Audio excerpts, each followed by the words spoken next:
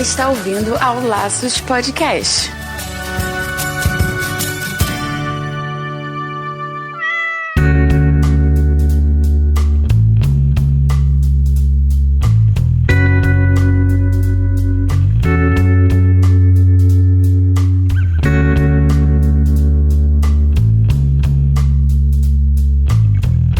Sejam todos bem-vindos ao Laços número 24. E aqui eu, Wendy Vittar. E eu sou a Marina Arinelli e aqui no Laços, que vamos falar tudo sobre o seu animal. Vocês lembram que no episódio 7 do Laços a gente falou sobre comportamento destrutivo? Pois é, agora a gente quer entender o comportamento animal como um todo. É isso aí, Wendy. E para falar sobre a importância, os mitos mais comuns sobre o comportamento de cão e gato e como eles influenciam no bem-estar e saúde dos pets, nós trouxemos aqui a Carol Rocha, do Pet Anjo, para nos ajudar com o assunto, porque ela é especialista, então seja bem-vinda ao Laços, Carol.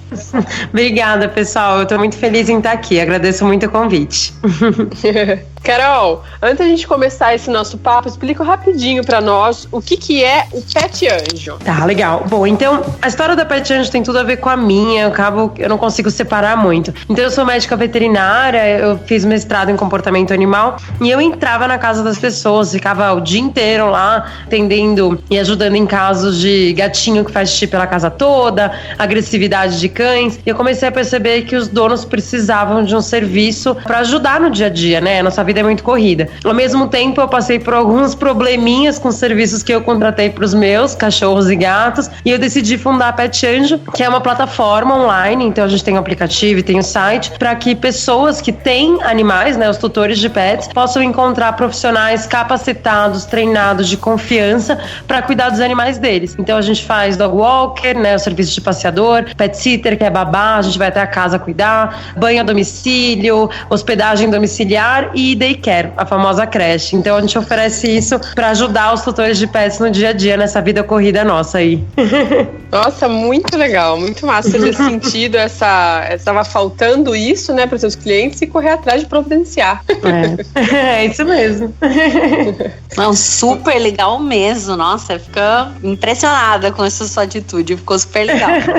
É que a gente vive isso no dia a dia, né, a gente sente essa dor mesmo e toda hora que a gente conversa com algum tutor de animal, até pessoas que nem têm ainda o animal, mas que pensam em ter, entram em contato, olha, eu quero planejar, eu quero adotar, eu quero comprar e eu queria saber como que eu vou fazer no dia a dia. Então é bem gostoso poder ajudar, mudar esse relacionamento do homem com o animal, né, pra melhor. Com certeza, essa questão de ter uma formação, né, de ter o curso e de ser certificado, de ter essa confiança, é muito importante, seja por um simples banhinho, sabe? A gente menospreza, né? Quer dizer, a gente acaba achando que não é tão importante. Imagina, passear com um cachorro, mas a questão é que os riscos são muitos, né? E os animais, eles são nossos filhos, então a gente precisa trazer um treinamento. A gente sempre fala, não basta só amar, né? Tem que saber cuidar. Então, o saber cuidar é um ponto bem importante. Isso mesmo, além de ter profissionais com responsabilidade saberem o que eles estão fazendo ali com o animal, né? É isso mesmo.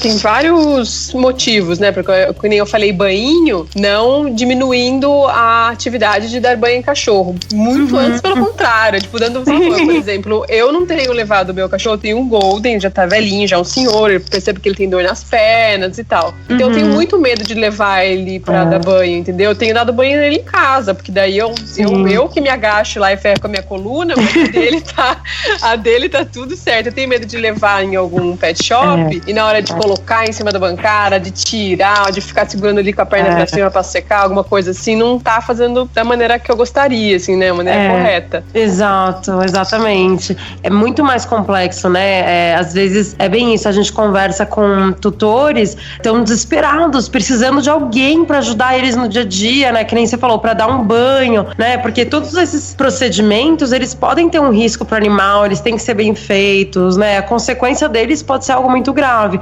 E, nossa, quando eu atendia, né, já há muitos anos atrás, eu vi o desafio que era isso, né? E, na verdade, a minha grande dor foi uma vez, eu sempre conto essa história, gente, mas eu fui viajar, tava fora do Brasil no final do ano e deixei meus 2 cachorros na época no hotelzinho que eu conhecia, eu confiava e tudo. E eu recebia mensagem todos os dias falando que essa pessoa tava com eles, cuidando deles, do lado deles, e eu ficava tranquila, né? Porque eu conhecia a pessoa, então eu fiquei tranquila. E não é que quando eu tava no aeroporto, em outro país, esperando pra voltar pro Brasil, quem me aparece pra entrar no voo é justamente essa pessoa que teoricamente tava com o meu cachorro. Então eu descobri que, sei lá quem que tava cuidando deles, né? E essa pessoa tava do outro lado do mundo que nem eu. Então aquilo foi uma quebra de confiança muito grande, né? Eu falei, caramba, não dá pra deixar isso acontecer. Não dá mesmo. Mas, ó, super legal. A gente vai falar um pouco mais nos recadinhos aqui sobre a Pet Andes. Então fica aqui com a gente que a gente já vai entrar nos recadinhos e já vai falar sobre o nosso tema principal, que é comportamento de cães e gatos. Fica aí.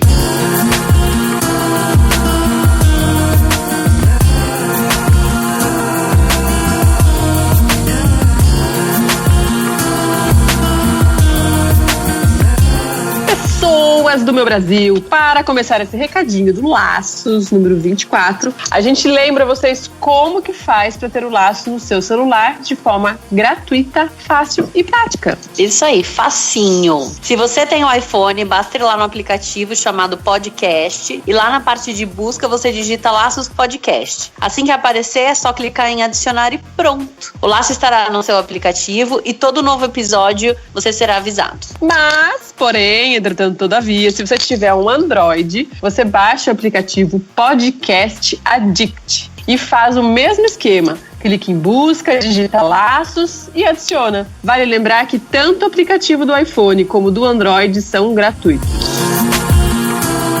Gente, olha que legal. O que temos para anunciar aqui hoje trata-se de uma websérie 100% gratuita, que fala sobre cuidadores de animais. Que ideia sensacional, não é? O pessoal da Smart Talk produziu a websérie chamada Pet Anjos, a vida de quem trabalha com animais. Esta websérie ela foi feita junto com o pessoal da Pet Anjo, que é um aplicativo que ajuda você a encontrar e contratar serviços para animais de estimação. A série está super legal. Eles focaram em alguns assuntos como cuidados de pet, tornando-se um pet anjo, a valorização e o significado. Eu assisti todos os 4 episódios e posso dizer que gostei muito, deixa super explicadinho como que funciona o Pet Anjo, tanto para quem quer trabalhar e dispor o seu serviço, né, nesse sistema do Pet Anjo, fazer os cursos, enfim, ou também para quem quer usufruir desses serviços, né? Então, se você tem um cachorrinho, você tem um gatinho e precisa encontrar profissionais, também eles deixam lá muito claramente explicado. Muito massa. Você falou tudo, né? Tudo que eu preciso falar, você falou. Desculpa. Você falou, eu adorei. Achei super interessante porque eles tratam com responsabilidade quem trata do seu animal, tanto quem quer trabalhar com isso e tanto quem quer contratar este serviço. Então, eles olham por um lado muito próximo, muito individualizado e com muito carinho e respeito pelos animais. Então eu super indico assistir lá pra vocês saberem o que é. Marina, se o pessoal quer assistir essa websérie do Pet Anjo, onde que tem que ir? Quem quer assistir, basta ir no site bit.ly/petanjos ou clica no banner que estará nesse podcast e você consegue conferir a série na íntegra e 100% gratuita. Muito massa. Pet Anjos, a vida de quem trabalha com animais. E em agosto nós teremos o Pet South America, que acontecerá nos dias 15 e 17 lá na São Paulo Expo. Essa é a maior feira internacional de produtos e serviços para a linha pet e veterinária da América Latina. Ela reúne toda a indústria, fornecedores, fabricantes, distribuidores e os principais compradores do segmento. E sabe o que mais? Eu e a Marina estaremos por lá. Isso aí, então faz o seu cadastramento clicando no banner que está no post desse podcast e anota na sua agenda que dia 15 e 17 de agosto você tem compromisso lá na São Paulo Expo. E vem encontrar a gente lá na Pet South America. Muito massa, mas tem mais informação. Se você é estudante de veterinária ou se pretende estudar, se tá afim, quem sabe, não é? Então, em setembro, você tem outro encontro, a VetMax 2017. É isso mesmo. E eu e os profissionais mais renomados da área estaremos na VetMax 2017 para um ciclo completíssimo de estudos no curso de Medicina Veterinária. Então clica no banner que está no post desse podcast e faça sua inscrição gratuita do dia 13 ao dia 16 de setembro, agora deste ano, lá na Faculdade Max Planck, em Indaiatuba. Vai acontecer VetMax 2017.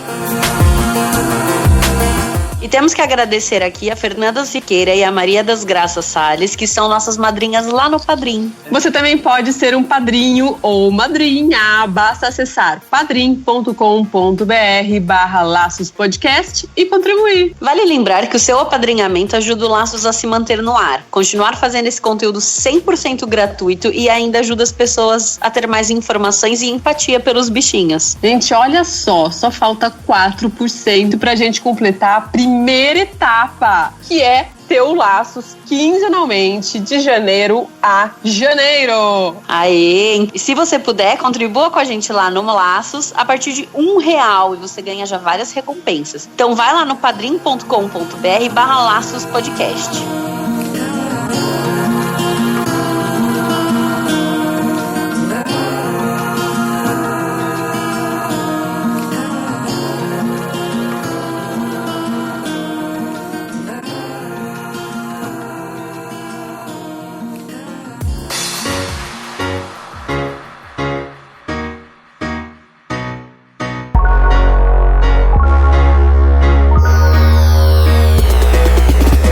Então, Carol, conta pra gente uma coisa agora. Eu queria entender como que você caiu na parte de comportamento animal, porque até no último Laços a gente conversou sobre a formação de medicina veterinária, né? Como que as pessoas acabam caindo e o que esperar da faculdade, e que a medicina veterinária é extremamente abrangente, né? A gente consegue fazer um monte de coisa que esteja relacionada. E eu queria só que você desse uma palavrinha e explicasse como que você caiu no comportamento animal ao longo do seu curso, né? Do curso de graduação. Legal. Como vocês sabem, a veterinária ela é bem abrangente, mas ela não toca em certos pontos muito importantes, né, ainda no Brasil. Então, durante a graduação eu não tive nenhuma matéria sequer de comportamento. Foi assim, muito longe do que eu esperava. Mas para ser bem sincera, durante a graduação eu não pensava em trabalhar com comportamento. Eu sempre amei comportamento, eu sempre amei psicologia em geral, né, desde do comportamento do dia a dia até doenças mentais mesmo. Quando eu ia prestar vestibular, eu fiquei sempre na dúvida entre psicologia e veterinária. Então, no final da faculdade, eu decidi que eu ia prestar psicologia com uma segunda graduação. Só que eu tinha que me formar na veterinária, né? Eu amava veterinária e eu não sabia muito bem o que eu ia fazer. Tava naquele momento de perdida, né? Como muitos de nós, quando nos formamos, ficamos. É o mundo comum, né? Pra todo mundo. Então, eu decidi prestar essa segunda graduação, mas eu tinha que fazer meu estágio curricular para me formar na veterinária. E aí, o que eu fiz? Eu encontrei um laboratório na psicologia lá da USP, mas que trabalhava com comportamento animal. E eu fiquei fascinada. Então eu fiquei lá 6 meses, eu acompanhava cachorros durante sessões de interação assistida por animais. Então, aqueles cachorros que vão trabalhar em hospital, que vão trabalhar em abrigos de crianças em vulnerabilidade social, em lares de idosos e tudo mais. E eu me apaixonei por aquilo, assim, mudou minha vida mesmo. Eu sempre conto uma outra história que mudaram a minha visão. Eu sempre amei animais, sempre foi a minha vida, nunca fiquei uma semana sem, mas aquele elo, aquela conexão que eu vi acontecer entre uma criança, entre uma pessoa e um animal, o peso que aquilo tinha pro futuro daquela pessoa, eu fiquei assim, sabe, de queixo caído. E aí eu decidi realmente que ia trabalhar com comportamento e acabei fazendo a segunda graduação de psicologia e juntando que eu comecei um mestrado em comportamento animal. E aí foi uma coisa levando a outra, né? Acabei juntando essas duas áreas e indo trabalhar apenas com comportamento mesmo. Nossa, que super legal.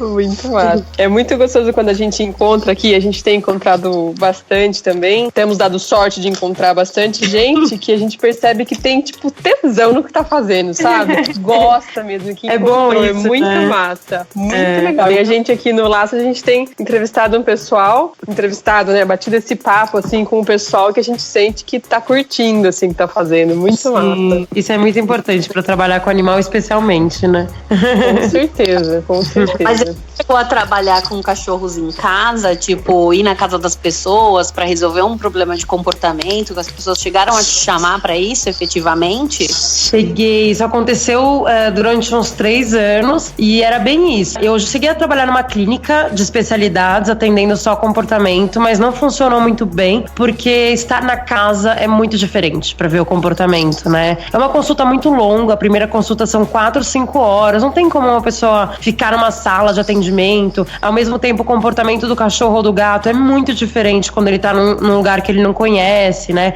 Então, a maioria dos atendimentos que eu fiz foi a domicílio mesmo. E aí, eram casos dos mais diversos possíveis. Eu só atendi cão e gato, não atendi outras espécies. E era isso mesmo, assim, eu entrava muito na família. Ficava muito tempo junto às pessoas. Eu pedia que nessa primeira consulta toda a família estivesse presente. Então, filhos, às vezes a avó morava junto, eu queria todo mundo. Então, era um relacionamento muito profundo mesmo, às vezes de anos, né? Porque eu acho que você tem que buscar a origem daquele problema, né? Tipo, da onde que surgiu aquilo. Porque todo mundo influencia naquele animal, né? Ele é energia de todo mundo, né? Que vai mexer com ele. Exatamente. E assim, o que a gente fala muito é que, às vezes, ir atrás do qual foi a origem em si, porque muitos pontos eles podem levar a um problema comportamental, né? A gente pode ter uma questão genética mesmo, né? Por exemplo, a linhagem, né? Os pais, até a própria mãe passou, por exemplo, a cachorrinha ou a gatinha passou por estresse durante a gravidez, a prenhez.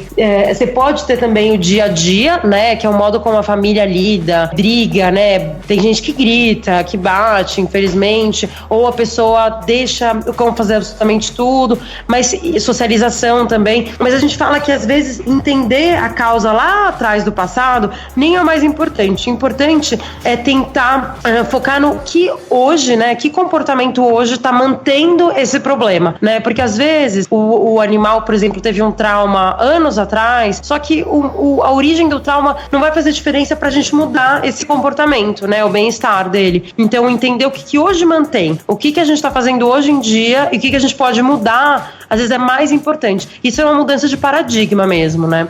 Mexe a fundo nas entranhas da família, né? Exatamente. Ela tá disposta a mudar, né? Eu acho que exatamente. É porque ela tá vivendo, acho que no limite dela, né? E é bem isso, né? Assim, exatamente o que você falou. A família, ela tá desesperada. Eu recebia ligações, assim, por exemplo, era uma quinta-feira. Carol, preciso que você venha aqui amanhã, sexta-feira de manhã, porque eu não aguento mais. E o ser humano, né, tem aquela mania. A gente não pensa com antecedência, a gente não se planeja, né? Então, é tudo na última hora, né? Então, as pessoas estão desesperadas. E o peso que isso traz, o sofrimento mesmo, né? A angústia que isso traz pra família humana e pro animal são muito grandes. Eu sempre falo, né? Por exemplo, casos de ansiedade de separação, que o cachorrinho, o gatinho não conseguem ficar sozinhos em casa, destroem a casa, latem, eles levam a sofrimento muito grande, tanto do animal quanto da família. Então, alguns quadros tornam o dia a dia das pessoas tão sofrido que a pessoa não aguenta mais. Ela explode, sabe? Ela tá no limite. Então, realmente tem que ir ali no âmago, no fundo da questão. Pra vocês terem uma ideia, essa primeira consulta, eu já cheguei a, chegar 9 horas da manhã e sair às 5 horas da tarde, almoçar com a família. Isso porque sempre antes da primeira consulta eu mandava um questionário gigante, com 9 páginas pra me completar, pra completarem antes, pra eu ter as informações e tal. Mas é tudo muito longo, né? A gente tem que entrar realmente no fundo da questão. Então, pelo que você tá me falando, o problema sempre são nós humanos. Olha, eu ouço isso bastante mesmo. É bem comum. Não diria que o problema somos nós, né? Mas que com certeza a gente tem um fundo de culpa, né? Uma responsabilidade muito grande, com certeza, né? A gente acaba acreditando que a própria domesticação, o próprio modo como a gente lida com os animais é perfeito, né? Que a gente só tá dando o melhor pra eles. Mas, infelizmente, até pelo modo cada vez mais mais próximo que a gente tem com os animais, isso, claro, traz coisas maravilhosas para os dois lados, mas ao mesmo tempo, em contrapartida, traz alguns desequilíbrios, né? Então, por vezes, a gente acaba gerando muito sofrimento para o animal e vice-versa. Então, é muito tênue, é muito sensível essa relação mesmo, com certeza. E essa questão da gente estar humanizando também eles, você acha que afasta muito da origem? Porque lógico que tudo mudou, né? Eles já nascem num ambiente diferente, mas pra ter origem tipo de caça, essas coisas, né? Vamos pensar numa sociedade de cidade mesmo. Você acha que isso afasta muito e prejudica e leva a muito problema de comportamento, essa humanização? Olha, quando a gente fala de domesticação dos cães, tem várias teorias, né? De quantos anos e tal. A gente ainda não sabe ao certo e cada vez mais surgem evidências diferentes, né? Mostrando que é mais antigo do que parece. Mas a gente fala que existe uma convergência evolutiva, ou seja, que o homem evoluiu do lado do cachorro. E tem gente que fala, pesquisadores afirmam categoricamente que o homem só é o homem como é hoje, com a agricultura e tudo mais, porque ele tinha o cão do lado dele. Então, é difícil a gente separar, o cão era assim e hoje ele é assado. E a gente está mexendo muito no modo como o cão lida com o mundo. Eu sou partidária de que o cão ele sempre esteve do lado do homem. Então, conforme o homem vai mudando, a humanidade vai mudando, o cachorro também vai mudando. Um não existe sem o outro, né?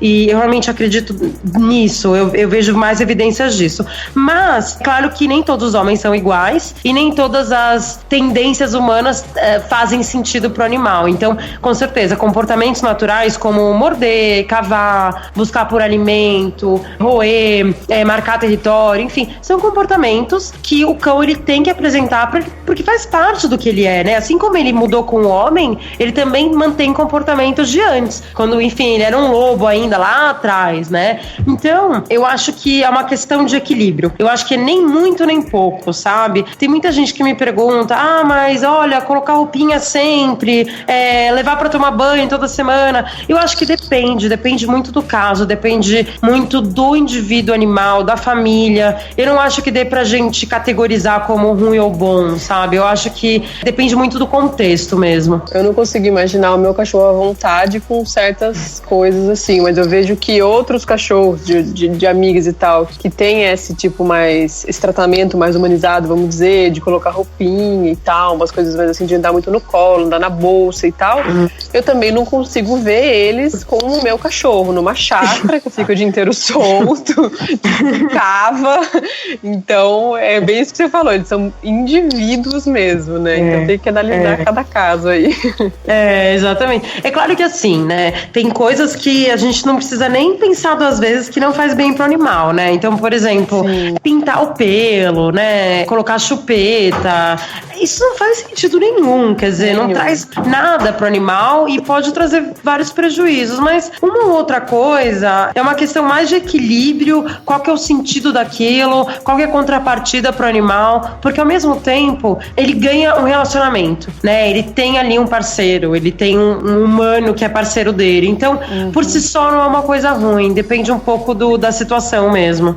Porque esses animais eles se habituam também, né? Por exemplo, dar trilho no carrinho ou colocar o sapatinho na hora de sair, mas nesse sentido o animal vai se habituando, talvez, e aí fica até assim, o cachorro se acostuma a fazer isso, né? Exatamente. Por exemplo, a minha cachorrinha, eu tenho 2 vira-latinhas, né, 2 SRDs, Border e um Schnauzer e 2 gatinhas SRD. Uma das minhas SRDs, ela é pequena, ela tem uns 5, 6 quilos e ela vem todo dia comigo pro escritório. Então, ela anda de ônibus todos os dias na caixa de transporte comigo no colo, né, dentro da caixinha, mas no meu colo no ônibus, e ela tá super acostumada. Mas, claro, eu acostumei, né, eu fiz todo um processo comportamental pra treinar ela, pra ela gostar. O problema é que muitas vezes, exatamente como vocês falaram, isso não acontece, né? Às vezes a pessoa, eu quero colocar um sapatinho, e enfia o sapatinho ali na patinha e não percebe se o animal está gostando ou não. E hoje a gente já tem várias técnicas para ensinar o animal a gostar de certas coisas. Então, se é uma coisa que vai ser importante, trazer ela para o escritório oferece para ela uma socialização com pessoas, com outros animais, não ficar sozinho o dia inteiro em casa. Ela tem muito enriquecimento ambiental. Então, eu acredito que seja mais positivo para ela. Então, às vezes, ficar meia hora no ônibus para ir, meia hora para voltar, é uma coisa que eu consigo acostumá-la para ficar tranquila e ter um dia melhor. Então, é uma questão de avaliar mesmo. Bem individual, né? Você acha, assim, o que você pode dar de dica, assim, ou de ensinar um pouquinho a gente sobre comportamento, né? Porque, assim, gatinho, se ele tá feliz, ele vem chegando na sua perna, e o cachorro, ele abana o rabo. Só. Então, se ele não tá abanando o rabo, se o cachorro não tá abanando o rabo e o gatinho não tá chegando na sua perna, eles não estão felizes. Tipo, mais sinais, entendeu? Mais sinais pra que a gente possa entender que, tipo, tá triste, ou tá acuado, ou tá desconfortável, tanto o gato quanto o cachorro. Perfeito. É muito legal isso, né? Porque realmente a gente tem esse mito aí, né? Do cachorro abanando o rabo, do gato roçando em você, né? Fora isso, a gente não sabe mais nada. Até foi parte do meu mestrado esse tipo de avaliação, né? Da linguagem corporal dos cães relacionados ao estresse, ao desconforto, né? Então, a gente hoje já tem bastante conhecimento sobre quais comportamentos dos mais tênues, né? Aquela coisa que a gente quase não percebe, que é tão rápido, é um estalo, até comportamentos mais complexos do que o animal está tentando passar, né? E o que eu sempre falo é que, assim, o primeiro canal de comunicação, tanto dos gatos quanto dos cachorros, até da maioria dos animais domésticos, é o olfato. Então, eles têm, assim, um bulbo olfatório muito maior que o nosso, eles têm uma percepção muito maior, e a gente acha que a gente não tem. Na verdade, a gente tem também. Então, por exemplo, a gente estar com um perfume, uma pessoa que fuma, esteve com outro animal antes, tudo isso vai influenciar na nossa comunicação com o cão ou com o gato, né? Vai influenciar no que a gente vai receber de resposta deles. O segundo canal é o visual. É o que ele tá vendo, é a nossa linguagem corporal, é a linguagem corporal de outro animal para ele. E, por fim, o terceiro seria auditivo, né? O vocal. E a gente, nós seres humanos, somos muito mais vocais. A gente acha que a linguagem corporal não existe e a gente acha que os odores também não, né? Afinal, estamos aqui num podcast, né? Não é à toa. Exatamente. Então, pra gente, isso é muito comum. É muito comum a gente esperar isso. Por isso, quando a gente chega pra um cachorro, pra um gato, a gente fala, a gente conversa, né? A gente acha que vai ensinar um senta pra um cachorro, a gente começa a falar senta, senta, senta. Quando, na verdade, pra esse animal, se a gente fizesse um movimento com o corpo, seria muito melhor pra ele aprender o que a gente espera dele. Então, a gente tem que realmente estar muito atento a essa linguagem, o que a gente consegue ver do animal para poder entender o que ele está sentindo. Então, por exemplo, um cachorro, ele mostra muitos sinais de desconforto, que são sinais muito tênues, são sinais tão rápidos, tão curtos, que a gente não percebe. Inclusive, a maioria dos humanos não conhece, sequer ouviu falar. Então, por exemplo, um cachorro, ele lambe o lábio para demonstrar desconforto. Ele quase que tá pedindo, olha, me dá um espaço, por favor, me dá um tempo, me dá um espaço aqui que eu não tô muito confortável. Então, uma situação que isso acontece muito é, por exemplo, uma pessoa tá passeando com o seu cachorro na rua e aparece uma pessoa desconhecida que nunca viu ele na vida e se abaixa pra mexer nele, né? O cachorro, ele nunca viu aquela pessoa, essa pessoa chega por cima com aquelas mãos estendidas, né? O cachorro não se cumprimenta assim, ele vai focinho bumbum, né? Bumbum focinho, nunca cara a cara. Então, ele lambe os lábios, um sinal muito tênue, falando pra essa pessoa, né? Olha, me dá um espaço, me dá um tempo, não chega assim em mim, né? E outro sinal que eles apresentam também com esse mesmo sentido é o bocejar. A gente também pode bocejar pra pedir essa distância, ele dissipa a atenção, né? Ele tira o foco. O ser humano faz isso também, ele rói a unha, ele coça a cabeça, né? Ele põe a mão na cintura. Então, são comportamentos que a gente tem pra dissipar a atenção, pra tirar o foco da gente e tentar criar um espaço, dar um tempo, né? Então, e, muito nossa, legal. Quando a gente ouve bocejar, né? A gente pensa que é sono, né? O que seria mais? E, na verdade, pode ser sono também, se é num contexto, né, que o animal tá cansado, tá na caminha e tudo mais, mas a maioria das vezes não é. E a gente passa desapercebido. Outro tipo de sinal que é muito mal interpretado aí dos gatinhos é aquele gato Halloween. Sabe quando a gente fecha o olho e pensa no Halloween? A gente vê aquele gatinho com os pelos todos eriçados, com a cauda bem gorda, né? Bem fluffy, assim, e com as costas arqueadas, né? A gente pensa que aquele gato, ele tá sendo agressivo, ele quer atacar. Na verdade, esse gato tá morrendo de medo. Esse gatinho, ele tá falando pra essa pessoa, pra esse outro gato, olha, não quero brigar, olha como eu sou grande, olha minhas armas aqui, olha minha boca, meus dentes, olha como eu sou grandão e peludo, né? Ele parece maior quando ele eriça os pelos, me dá um espaço, me dá distância, né? Então, a gente, infelizmente, acaba fazendo esse paralelo, essa antropomorfização que a gente fala, né? A gente acaba olhando com as nossas lentes humanas, e isso pode ter consequências muito graves pro animal e pro relacionamento, né? Porque você vai tomar atitude pra relação àquilo que tá acontecendo, entendendo totalmente de ponta cabeça. Exato. E, por exemplo, uma coisa que acontece muito, o cachorro tá lambendo o lábio e às vezes parece que ele tá colocando a língua pra fora, e o ser humano coloca a língua pra fora como brincadeira, né? Aquela coisa de criança, né? Mostrou a língua. Mas o cachorro não tem nada a ver com isso. E o ser humano, eu já vi várias vezes, fala, nossa, que fofo, ele tá mostrando a língua, deixa eu chegar mais perto, deixa eu apertar, deixa eu mexer. Como mostrar a barriguinha, né? Às vezes ele pode sim estar mostrando a barriguinha, tanto o cão quanto o gato, pra pedir carinho, mas na maioria das vezes não é. Ele tá pedindo distanciamento, né? Olha como eu sou vulnerável, né? Não precisa fazer nada pra cima de mim. De uma maneira muito diplomática, diga-se de passagem, né? Cachorros muito educados, né? Muito educados. Nossa, eles dão de 10-0 pros humanos.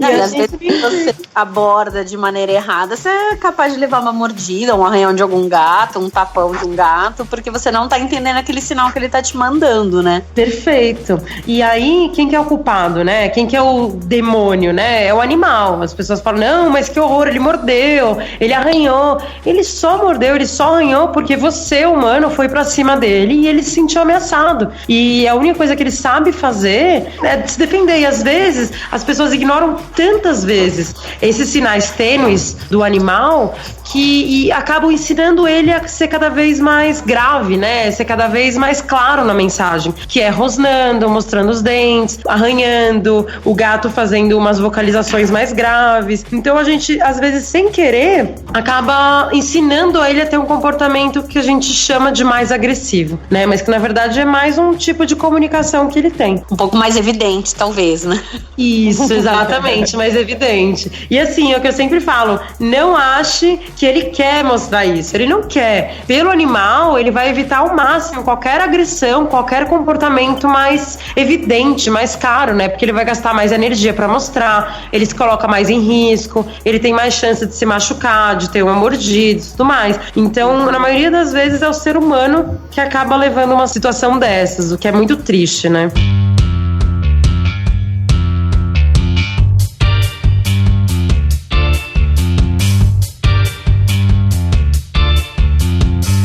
Podia dar um exemplo, a gente está falando bastante de exemplos aqui que acabam deixando uma situação ruim para os proprietários, né? Vamos dizer assim, né? Então, por exemplo, ficar latindo muito, ou ser agressivo, ou fazer xixi no lugar errado, ou brigar com algum outro animal da casa, enfim. Esses são comportamentos que incomodam diretamente os proprietários, né? Então, tem algum comportamento, ou alguns comportamentos que você diria assim, que os proprietários podem nem perceber que o cachorro ou o gato tá, tipo, vivendo um inferno.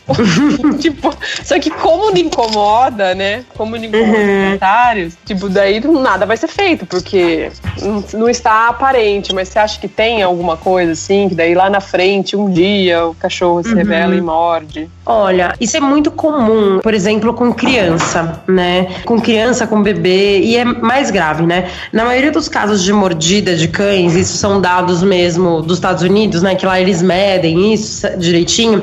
A maioria das mordidas de cães são em crianças ou idosos. Não é à toa, é porque a criança, ela chega chegando, né? Ela na confiança. Na confiança, exatamente. Ela não sabe os limites, ela não sabe quais são os riscos. Então, ela chega montando em cima, puxando o rabo, puxando a orelha, não entende que o cachorro que está dormindo, por exemplo, não pode ser acordado, porque ele está dormindo, ele pode se assustar e ter uma reação imediata. Os idosos, não por esse mesmo motivo, mas porque ele se mexe de uma maneira diferente, o cachorro às vezes estranha, ou porque ele não foi socializado com pessoas que têm um comportamento um pouco mais idoso-like, né? Parecido com o idoso, né? Então, por exemplo, é muito comum o pai que tem uma criança, os pais que têm um filho, deixarem a criança vir para casa, não ensinaram para a criança como lidar com esse animal e deixam a criança sozinha com o cachorro, com o gatinho e acham fofo. Isso é muito triste, porque eles acham fofo a criança, por exemplo, montar no cachorro,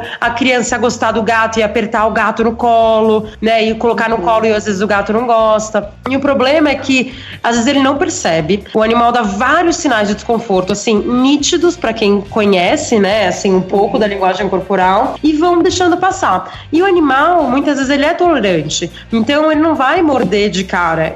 Às vezes, isso também é muito individual. Tem animais que essa gradação, né, do ser tolerante até uma mordida é muito longa, pode demorar anos e anos, e outros animais é muito rápido. Às vezes, em 2 dias, o animal que nunca mordeu ninguém, que nunca fez nada, ele morde, né? Por isso que às vezes as pessoas falam, nossa, mas foi do nada, isso nunca aconteceu. E os pais não percebem, o cão ou o gatinho vão tolerando, mas um dia a coisa explode, porque esse animal, ele aprende que a única forma de conseguir o basta, né, conseguir o chega da criança é dando uma mordida. E o que acontece, infelizmente, nesses casos, é que os pais fazem o quê, né? Batem, ou gritam com o animal, ou colocam pra fora, né, abandonam. Então, por uma simples falta de compreensão, até de uma supervisão e conhecimento sobre isso. E não é nada muito complexo, é uma questão de supervisão dessas interações em conjunto, educação da criança, né? Não, claro, é uma criança, é um bebê, não tem como a gente ensinar tantas coisas, mas tem muitos princípios de limite, que inclusive são muito interessantes para a criança quando, né, para o crescimento e desenvolvimento dela, que podem ser ensinados, e assim, a gente evita problemas gravíssimos. A maioria das tragédias de mordida de cão, arranhão de gato, são exatamente esses casos. Aqueles que saem na capa da revista, a capa do jornal, que aparece o cão, né, assassino. Na verdade é isso. O cão é a grande vítima, né? Os pais é que não educaram a criança quanto a isso. E é triste, coitado deles. Eu sempre tenho um pouco de dó também. Mas você acha que pode existir algum caráter genético? Lógico assim, não nesses casos de tolero, uma hora eu explodo. Mas existem alguns filhotes que a gente vê com características já de dominância, ou animais já agressivos desde muito cedo. Isso pode ser genético, pode vir dos pais, de mãe, de vô, sei lá, né, da família, do cachorro. É uma mudança mesmo de paradigma, porque a gente cada vez menos fala em dominância e a gente cada vez mais olha a agressão como um espectro, né? Se a gente falar que o animal nunca é agressivo ou nunca apresentou agressividade, é como se a gente falasse que um ser humano nunca gritou com alguém, nunca se irritou e bateu assim a mão na mesa, né? Nunca xingou alguém. Na verdade, isso vai acontecer algum dia, né?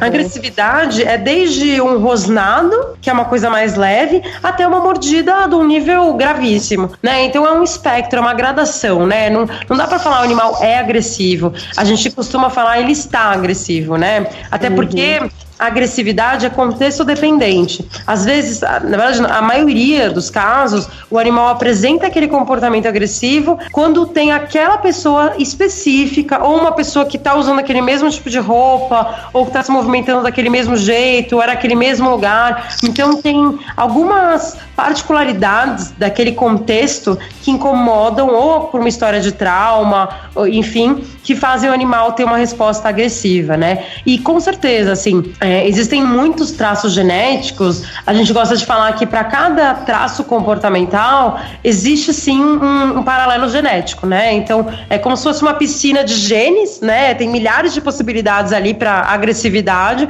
e aquele cão pegou ali um potinho, né? Uma xícara de genes daquela piscina, da água daquela piscina de genes, né? Então ele tem uma possibilidade, o que não quer dizer que isso não possa ser modulado no decorrer da vida e ensinado, tudo mais. Mas a gente sabe, por exemplo, que cães, que a mãe passou por uma gestação mais traumática, mais difícil, até com poucos nutrientes, os filhotes, eles são mais medrosos, né? Isso a gente sabe para gato, a gente sabe para rato, então a gente pode fazer esse paralelo mesmo. E aí é uma questão até de alteração genética, né? Durante esse período lá, na gestação. Então, com certeza, tem um traço genético aí, mas que não é o único determinante. Tem um lado de socialização nas primeiras semanas de vida e do dia a dia do animal, né? Do que pode ser ensinado. Então, existem animais mais ou menos agressivos, mas vários fatores vão influenciar nesse grupo, né? No que ele vai apresentar durante a vida dele. Então, se uma pessoa, por exemplo, pegou um animalzinho agora, um gatinho, um cachorro agora, e daí ela percebe que já tem sinais ali, como a Marina falou, de dominância, e já começa a dar um trabalho, é muito esquentado, muito irritado, animal.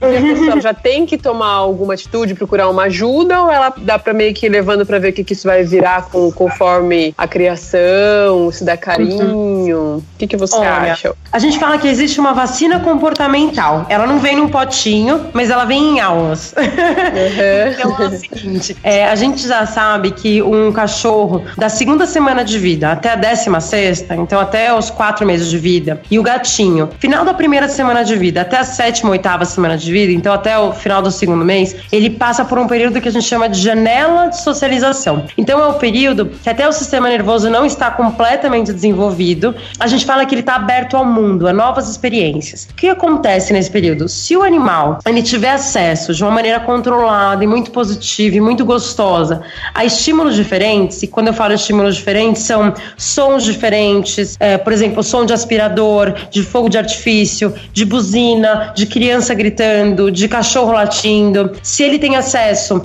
a visões diferentes, né? Então, pessoas de todos os tipos, idoso, criança, bebê, de todas as etnias, pessoas com cadeira de rodas, enfim, cores diferentes. Se ele tem cheiros diferentes, texturas diferentes do piso, tudo isso, se ele passou por esse período e ele teve um contato muito legal com isso, ele vai ser um animal que está vacinado comportamentalmente. Ou seja, ele vai ser um animal que não vai ter medo no futuro. Isso é uma coisa que tem que acontecer ao longo da vida, não é só nesse período, mas nesse período é muito mais fácil ele criar uma associação positiva e ele gostar disso, aprender a gostar disso, e ao mesmo tempo é um período que ele também está muito mais aberto a traumas, né? Por isso que também tem que ser feito com muito cuidado, com uma atenção individual. Cada animal tem um limite, ele não pode passar por experiências negativas, porque ela vai ser infinitamente pior do que se isso acontecesse 1 ano depois. Então, esse animal, ele vai passar por esse período. O que acontece? Nós veterinários, né, como vocês sabem, o que a gente fala, né? Tá com o filhotinho, não tem todas as vacinas, isola em casa. Deixa ele em casa, ele não pode ver o mundo, porque senão ele vai pegar parvovirose, sinomose, aquela coisa toda. E, na verdade, com certeza, ele não tem que ir pro parque mais famoso da cidade no domingo e passear no chão quando ele não tem todas as vacinas. Mas, se ele fica isolado, ele vai ser um animal que tem medo de tudo, por consequência, ele vai querer se defender de tudo. Então, ele vai ser um animal agressivo, né? Por isso que 99% dos casos de agressividade é por medo. A gente fala, não existe o cão dominante, né? Na verdade, existe um cão que não foi socializado que tem medo. É a grande parte dos casos. Então, eu diria que se a pessoa, né, como nessa história, adotou, comprou um animalzinho, um gatinho ou um cachorro, e aí começa a perceber que ele late mais para as pessoas que chegam em casa, durante o passeio ele começa a latir para outras pessoas, em casa ele fica mais nervoso, mais agitado, mordisca mais a mão, primeira coisa é procurar por socialização de filhotes, né? Então, já tem escolinhas fazendo isso, adestradores específicos também, que trabalham com reforço positivo, fazendo isso, e é basicamente juntar cães, filhotes, todos saudáveis, todos com vacina em dia, todos sem sinais de doença, num lugar controlado, então geralmente numa casa ou num local de treinamento para cães, que tá tudo muito bem limpinho, né, com desinfecção perfeita, e com esses cães fazer exercícios simples para incentivar a socialização entre eles e sempre criando uma associação positiva, que é quando ele faz um comportamento legal, de brincadeira, de carinho um com o outro, a gente reforça, fala com a voz, muito bom, muito bem, dá um carinho, às vezes dá um petisco. Quando ele faz uma coisa indesejada, quando ele caminha pra mordida, puxar a orelha muito do outro, perseguir muito um do outro, a gente para aquela interação, né, sem forçar, sem brigar, sem nada. Só faz um intervalinho e aí a gente volta, né? Então, esse é o mais importante. Isso é mais importante do que obediência, né? Um cão, ele não vai ser agressivo, ele não vai morder porque ele não teve um treinamento de obediência, né? Esse seria um segundo passo. Mas o mais importante é logo procurar por ajuda, porque se passou desse período dos 4 meses para cães e 2 meses para gato, fechou a janela, vai ser muito mais difícil ele aprender. É claro que ele aprende, com certeza, mas vai ser muito mais longo e mais desafiador. Tá muito interessante pro isso. Cão, é demais, né? Muito! E vai ser mais Muito desafiador massa. pro cão e pro profissional que tá lidando com ele, né? Porque é sempre mais difícil. Quanto mais tarde, acho que é um pouco mais difícil, né? Porque tá enraizando de alguma forma, né? Isso, e é emocional, né? A associação, o aprendizado por associação é emocional. Então é muito rápido, seja bom, seja ruim. E aí, se já foi criada essa associação, cara, pra tirar, olha, é muito mais trabalhoso, é muito mais desafiador. E a família já tá muito estressada também, porque já passou por todo aquele período difícil, e aí vai ter que abraçar a causa da mudança, né? Então, quanto à prevenção, olha, se todos os filhotes, cães e gatos, passassem por isso, a gente teria uma vida bem melhor. Carol, quero fazer mais uma pergunta. Na verdade, assim, minha cabeça está cheia de perguntas, não vou conseguir perguntar tudo por causa do tempo. Mas eu queria criar um mito, assim, uma coisa que eu escuto bastante na clínica, que às vezes a gente não sabe muito como responder. Porque existe muito que fala que o cachorro ou o gato, ele se vingou de mim porque eu deixei ele sozinho, ele foi lá no meu travesseiro e fez xixi, ou porque eu fiz tal coisa, o cachorro destruiu a almofada, ou o gato fez xixi no lugar que não podia. Nossa, existe isso mesmo? Existe, assim, entre aspas, lógico, uma vingança, uma associação desses comportamentos, ou isso é balela, ele só ficou frustrado de alguma forma? É bem legal, porque é bem comum, né, o pessoal perguntar isso. Como que a gente pode explicar isso, né? Esse certo e errado, né? Quando a gente fala que o cachorro está se vingando, que o gato está se vingando, a gente supõe que ele tenha uma noção do que é certo e do que é errado, né? Um juízo de valor, né? Então, como você me deixou sozinho, agora eu vou me vingar e vou fazer isso, vou fazer xixi fora da casa, né? No lugar que eu não devo, em casa. Então, eles não têm essa questão do certo e errado, né? Até porque certo e errado é um construto, né? É uma construção humana, inclusive varia de cultura para cultura, né? Em certos lugares você pode se cumprimentar de uma forma, em outros de outra. Então eles não têm essa questão do é certo, é errado. Mas o que acontece, né? Geralmente esse tipo de coisa, esse tipo de comportamento é bem enraizado nessa coisa. Ele só faz quando eu não tô em casa, né? E o que acontece? Geralmente, vamos voltar lá pro começo dessa história. Vamos dizer que o cachorro fez xixi, ou o gatinho fez xixi ou cocô no lugar errado. O que o tutor faz? Ele olha pra cara dele, ri, abraça e faz carinho? Não, né? A gente briga, as pessoas falam alto, tem gente que levanta o dedo, às vezes tem gente que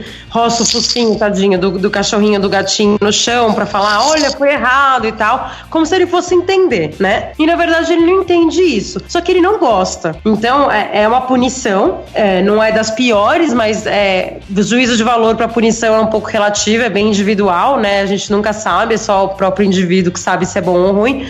Então, a gente vai lá e briga com o animal. O que ele entende? Quando eu faço xixi na tua frente, eu ganho uma coisa ruim. Então, o que ele aprende? Eu posso fazer xixi quando não tem ninguém em casa, porque não acontece nada de ruim. Isso é uma questão simples de ação e efeito, né? Consequência. A consequência de fazer xixi quando não tem ninguém em casa não é nenhuma. Não acontece nada. Ele faz xixi, se alivia, é gostoso pra ele e pronto, acabou. É uma consequência boa. Ninguém briga com ele, não faz nada. Só que aí, o que acontece? Quando o humano chega em casa, depois de 3, 4, 5 horas que o animal tava sozinho, ele vê aquele xixi e briga. E aí as pessoas falam, é a cara de culpa, né? Ele vem com aquela carinha de culpa pra mim, que tem aqueles memes na internet super famosos, né? Daquele olhão grande, né? Até o Shrek é um filme que se aproveitou disso, né? No Gato de Botas e tudo. Faz todo sentido. Mas, por que ele tá fazendo esses sinais, né? Por que ele faz essa linguagem corporal? Porque são sinais de apaziguamento. Ele boceja,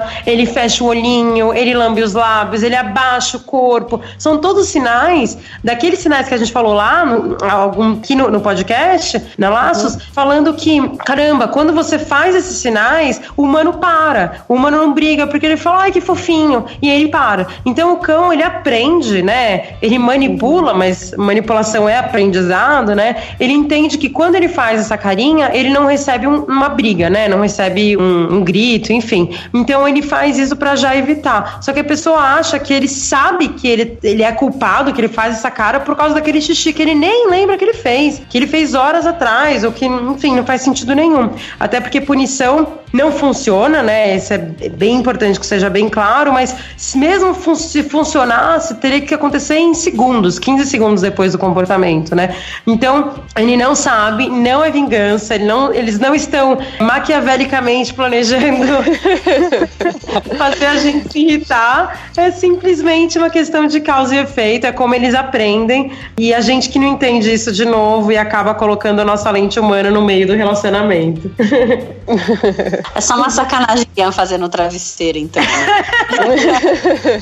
Gosto, o travesseiro tem teu cheiro, caramba, é gostoso. Um alívio. Vamos ficar juntos. Vamos ficar juntos, a minha urina e o seu cheiro. É gostoso, cheiro com cheiro, delícia.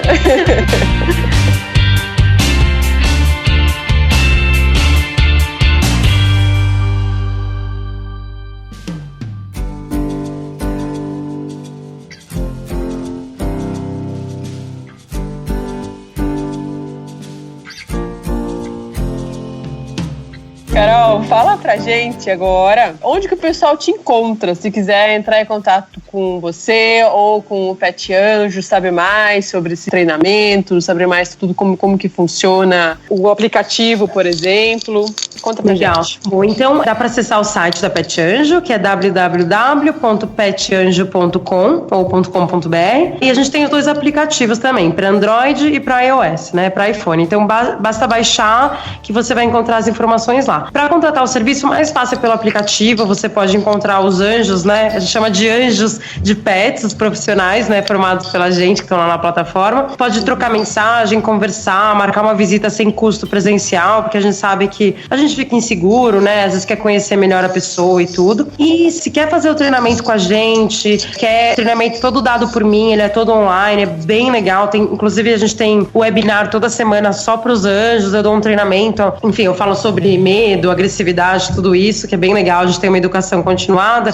É só acessar o site da Pet Anjo, e aí tem lá um botãozinho, quero ser anjo. E aí lê as informações lá, completa um cadastro, ele é bem grande o cadastro, a gente é bem chatinho, bem rígido com isso.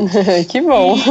E aí é importante, né? Sim. E aí pronto, aí é entrar lá pra fazer o curso conosco e seguir em frente, cuidando dos animaizinhos que a gente tanto ama. Nossa, eu achei muito massa esse programa, sua ideia é muito legal, você vê como eu falei já, né? Ver nessa cidade e ir atrás de resolver o problema aí. E eu achei que ficou muito fácil. Eu cheguei a simular uma busca aqui na minha cidade e tal, por banho tosa, por daycare, enfim. Fez uma busca que eu achei muito simples pelo aplicativo, né? Muito simples, muito legal e passa uma segurança, passa a ser realmente o que a gente tá vendo que é um trabalho profissional, comprometido, muito legal. Ai, que gostoso ouvir isso. É muito bom, é o que a gente quer passar mesmo, muito bom. Que bom, que legal, mas passa mesmo. A gente assistiu aos episódios, né, que vocês colocaram, as séries, né, online, e explica muito bem, muito interessante mesmo. Muito legal, gente, obrigada. Você gostou de participar? Nossa, foi demais, gente, me chamem quando quiser, eu amei, muito gostoso, parece que eu tô conversando com pessoas que eu conheço há anos. Muito legal. Né? Quase, nossa, tava aqui. Muito legal, muito bom.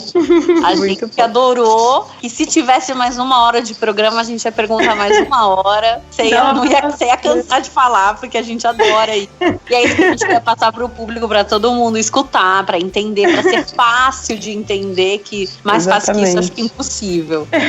Que bom, gente, muito bom. Também gostei muito. Muito obrigada, Carol. Obrigada, gente, um beijo bem grande. Qualquer coisa é só falar, tá bom? Tá bom. Obrigada. Um beijão. Tchau, gente.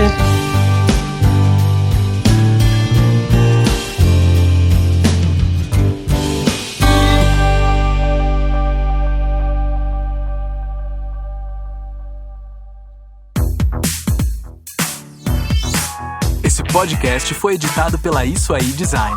Tudo isso é forma com função. É design estratégico. É isso aí.